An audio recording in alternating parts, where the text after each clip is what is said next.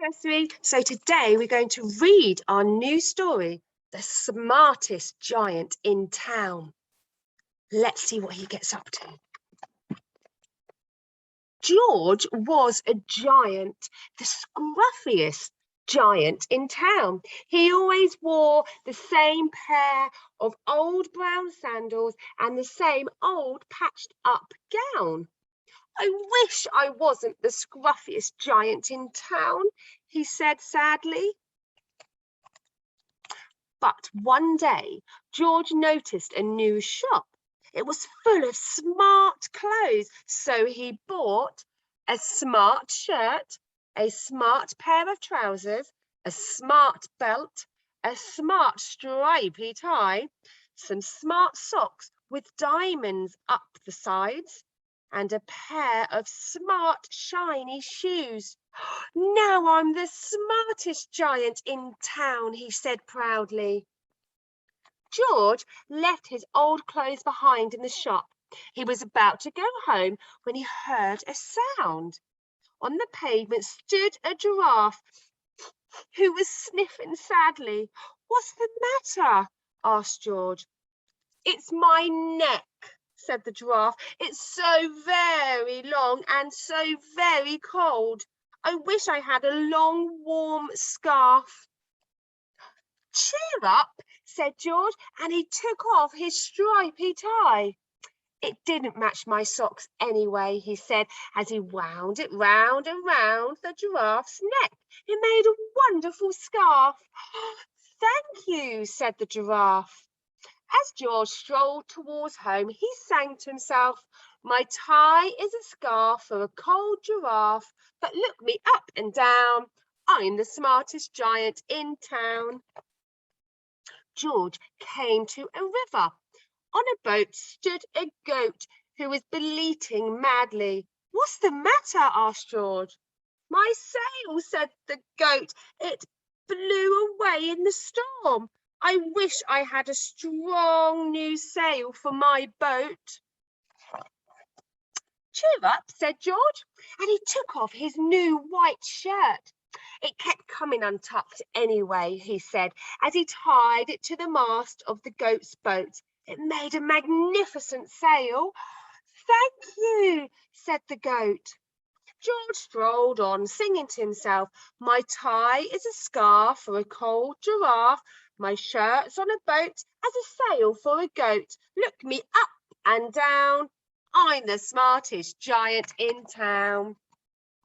George came to a tiny ruined house. Beside the house stood a white mouse with lots of baby mice. They were all squeaking.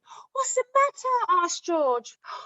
"Is our house?" squeaked the mother mouse. "It burned down and now we have nowhere to live. I wish we had a nice new house." "Cheer up," said George, and he took off one of his shiny shoes. "It was giving me blisters anyway," he said, as the mouse and her babies scrambled inside. The shoe made a perfect home for them. "Thank you," they squeaked. George had to hop along the road now, but he didn't mind. As he hopped, he sang to himself, "My tie's a scarf for a cold giraffe. My shirt's on a boat as a sail for a goat. My shoe is a house for a little white mouse. But look me up and down, I'm the smartest giant in town." George came to a campsite. Beside the tent stood a fox who was crying. "What's the matter?" asked George. "It's my sleeping bag," said the fox. "I dropped it in a puddle. I wish I had a warm, dry sleeping bag." "Cheer up," said George, and he took off one of his socks with diamonds up the side. "It was tickling my toes anyway," he said. As the fox snuggled into it, it made a very fine sleeping bag. "Thank you," said the fox. George hopped on, singing to himself, "My tie is a scarf for a cold giraffe. My shirt's on a boat as a sail for a goat.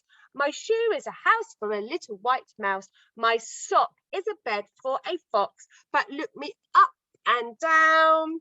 I'm the smartest giant in town. George came to a big squelchy bog. Beside the bog stood a dog who was howling. What's the matter? Asked George. It's this bog, said the dog. I need to get across, but I keep getting stuck in the mud. I wish there was a safe, dry path. Cheer up, said George, and he took off his smart new belt.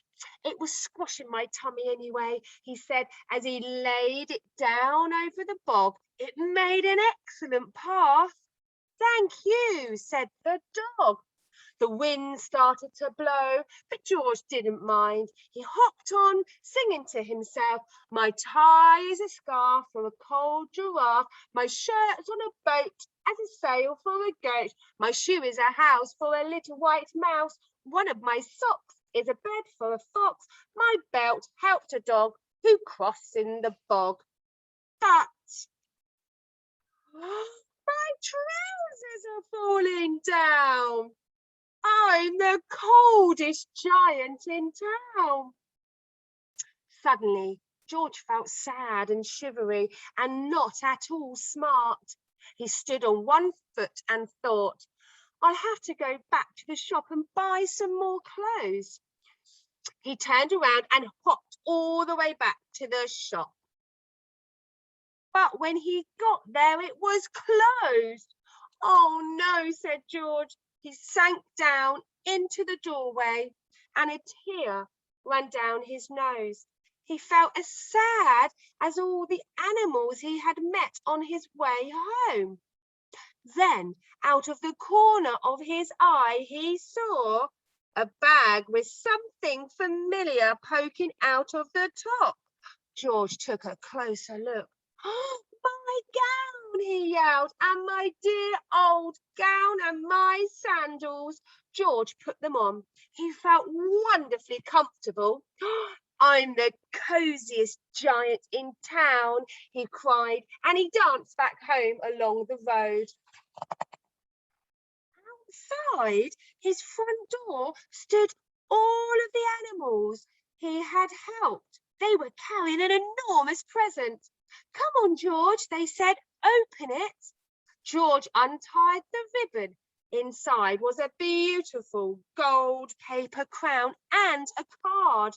Look inside the card, George, said the animals.